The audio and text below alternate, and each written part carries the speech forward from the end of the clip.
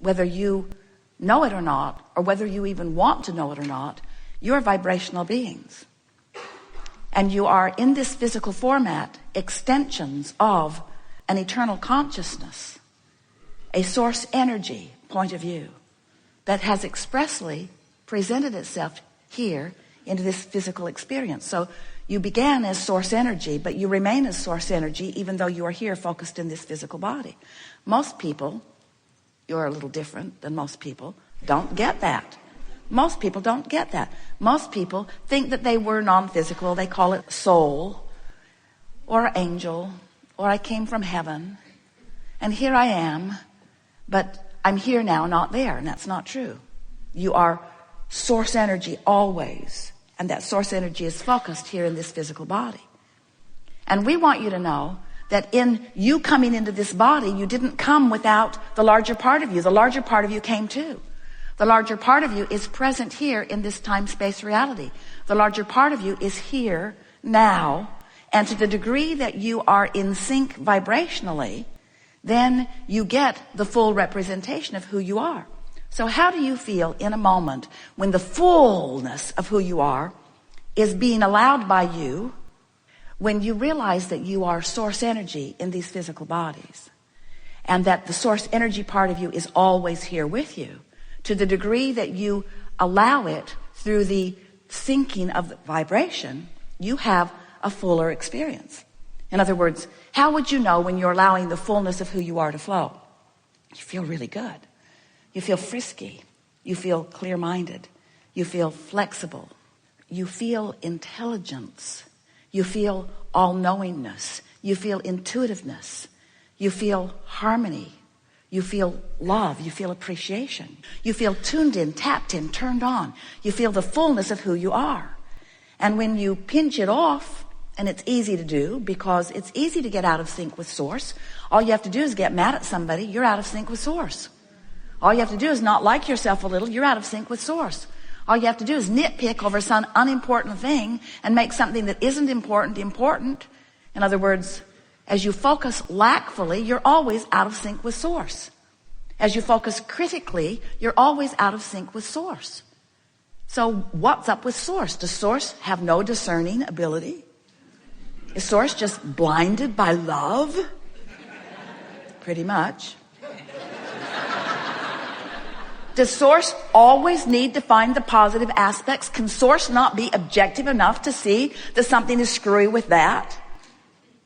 Well, it isn't that source doesn't see the screwiness.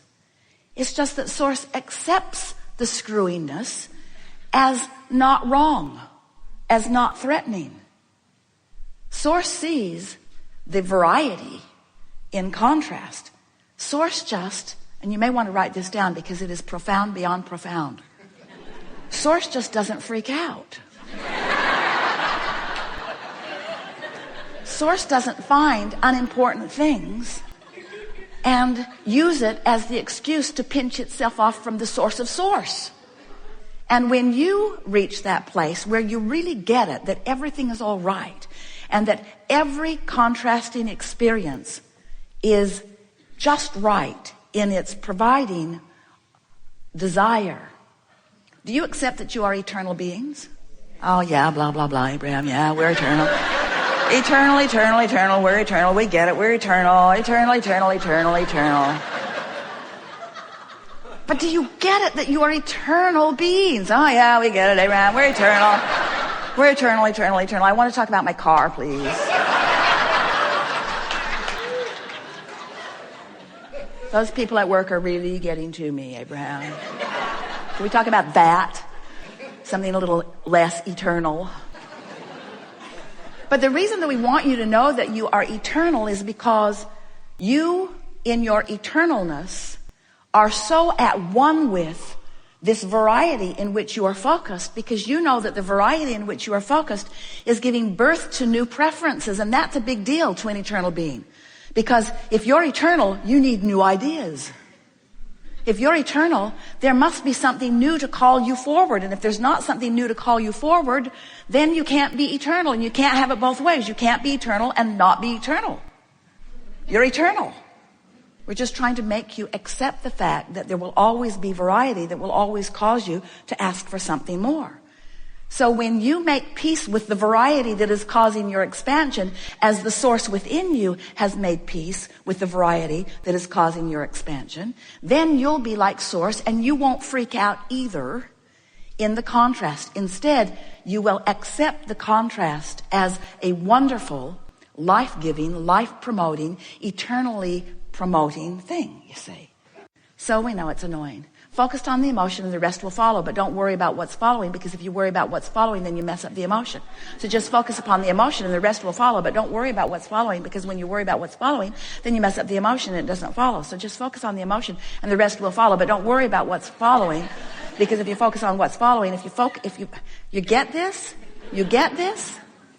So often, for years, we have said, as we begin here, are you enjoying the freshness of that new desire?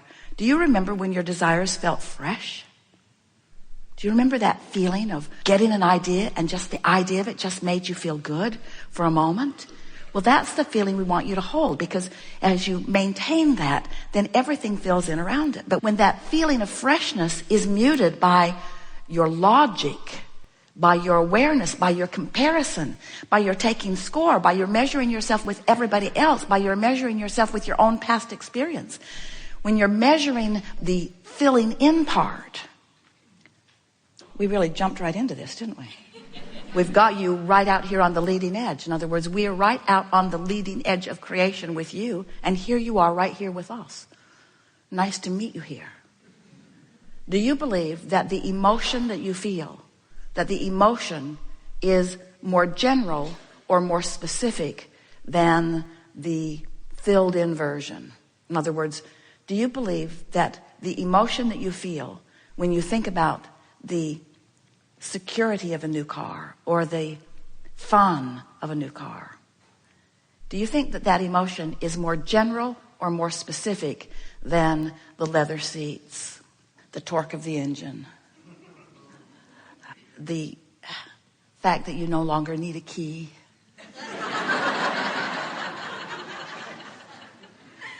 the incredible color that has been created that almost defies anybody's ability to translate color in cars? Have you seen the color of that car? Do you think that the emotion is more general or more specific? It is. It's general. And do you think that it's possible for you to find a general feeling? Do you think it's possible for you to find a general feeling of something without the specifics? This is the key. This is the missing piece that you've been looking for. Because if you can figure out how to induce within yourself, by the sheer focus of your mind, upon the emotional properties of these things that you want, of these relationships that you want, of these recoveries that you want, of anything that you want, if you can isolate within yourself the emotional simplicity, then you will manage to put yourself in vibrational sync with your desire. And when you put yourself in vibrational alignment with your desire, the rest of it just follows its law.